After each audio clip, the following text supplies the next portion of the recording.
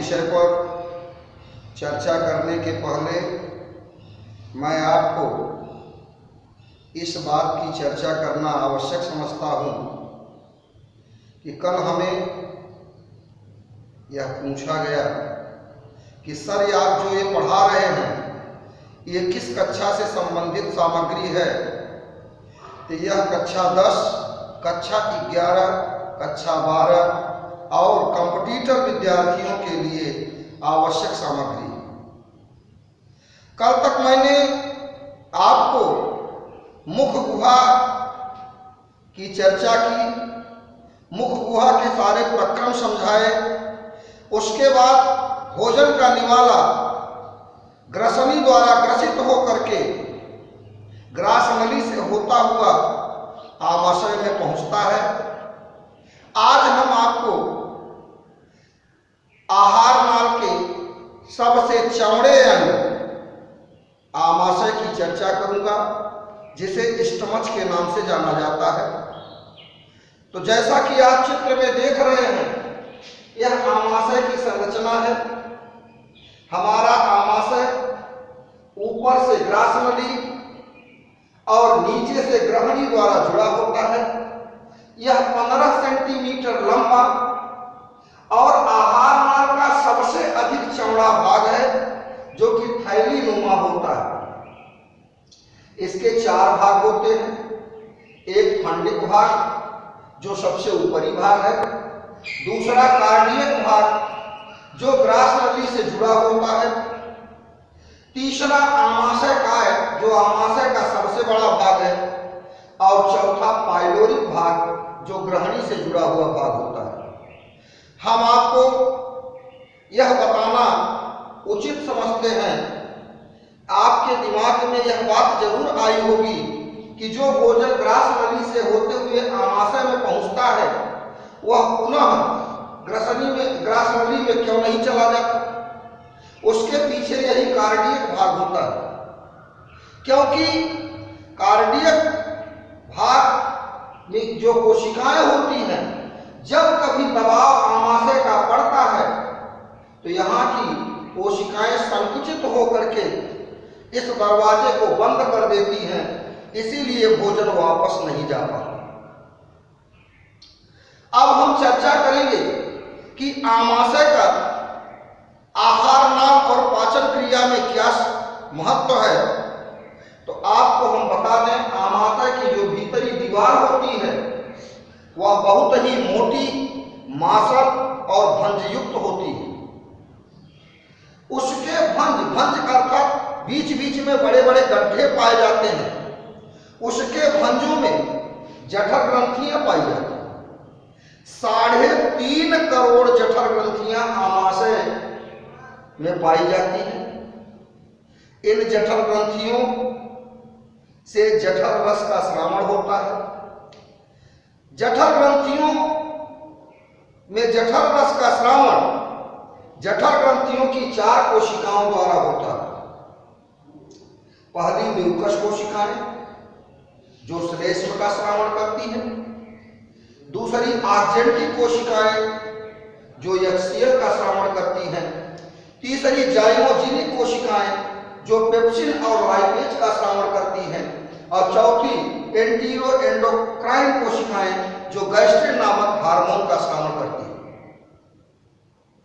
अर्थात आहार नाल का यह एक ऐसा अंग है जहां एंजाइम और हार्मोन दोनों स्रावित होते हैं। अब हम आपको समझाएंगे कि इन चारों द्वारा जो स्रावित पदार्थ है जठर रस कहलाता है। हमारे आमाशय से प्रतिदिन 1 से लेकर के 3 लीटर तक जठर रस स्रावित होता है।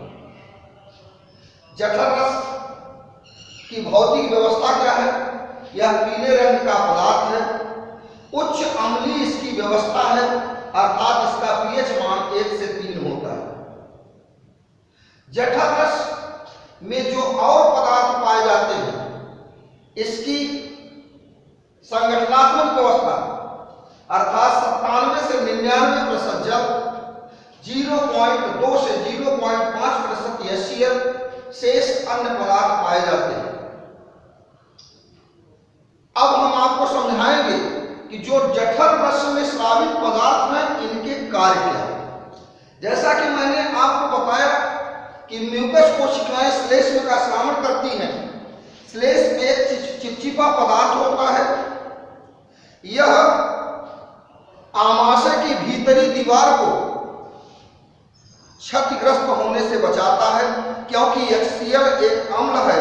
अम्ल कोशिकाओं को नुकसान पहुंचाता है, तो दीवार पर जब श्लेष्म लग जाता है तो HCl उसका नुकसान नहीं पहुंचाता, HCl का नुकसान नहीं होगा। दूसरा हम बात करते हैं आर्जेंटी कोशिकाओं द्वारा स्रावित HCl के बारे में। हाइड्रोक्लोरिक अम्ल पहले तो मुख गुहा में जो भोजन होता है लाइसोजाइम एंजाइम द्वारा बैक्टीरिया को नष्ट कर देता है, लेकिन कुछ बैक्टीरिया ऐसे भी होते हैं जो कि भोजन के साथ में आमाशय तक पहुंच जाते हैं। तो HCl उन बैक्टीरिया को नष्ट करके भोजन को सड़ने से बचाता है, क्योंकि भोजन आहार नाल के इसी भाग में सबसे अधिक समय अर्थात लगभग 3 घंटे तक रहता है। अगर तरल भोजन है तो वह केवल 1-1.5 घंटे रहता है, लेकिन ठोस भोजन है तो 2 से 3 घंटे तक आमाशय में उपस्थित रहता है। HCl का ये सबसे महत्वपूर्ण कार्य है। अब देखिए पेप्सिन जो एंजाइम है उसका कार्य हम बता रहे हैं आपको। पेप्सिन आमाशय में पेप्सिनोजन के नाम से व्यवस्थित रहता है, जो कि एक निष्क्रिय एंजाइम है। लेकिन जैसे ही HCl के प्रभाव में पड़ता है यह पेप्सिनोजन परिवर्तित हो जाता है पेप्सिन के रूप में। पेप्सिन प्रोटीन पाचक एंजाइम है।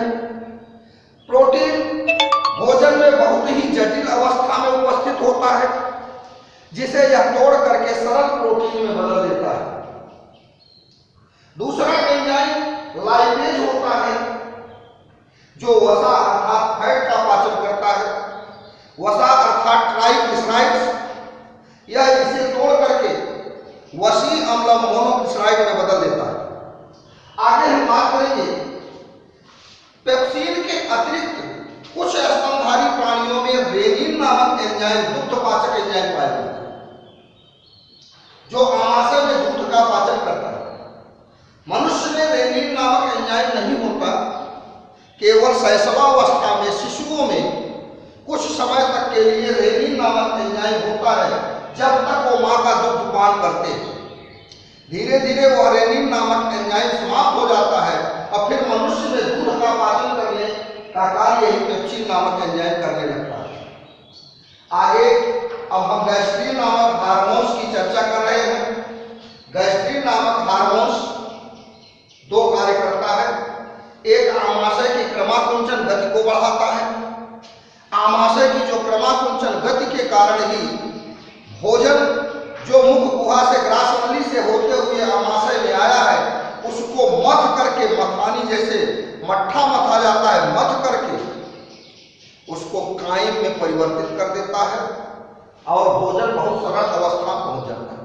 साथ में गैस्ट्रिन नामक हार्मोन जठर ग्रंथियों की कार्य शक्ति को बढ़ाने का कार्य करता है। इस प्रकार से आज मैंने आपको आमाशय की पूरी कार्य व्यवस्था, आमाशय की संरचना के बारे में चर्चा किया, जिसे आप ग्रहण करके लाभ प्राप्त कर सकते हैं। अगले वीडियो में मैं आहार नाल के आगे के भाग ग्रहणे में प्रवेश करूंगा, जहां 2 ग्रंथियां हैं, यकृत और अग्नाशय। अब मैं आपको इसके बाद यकृत की चर्चा करूंगा।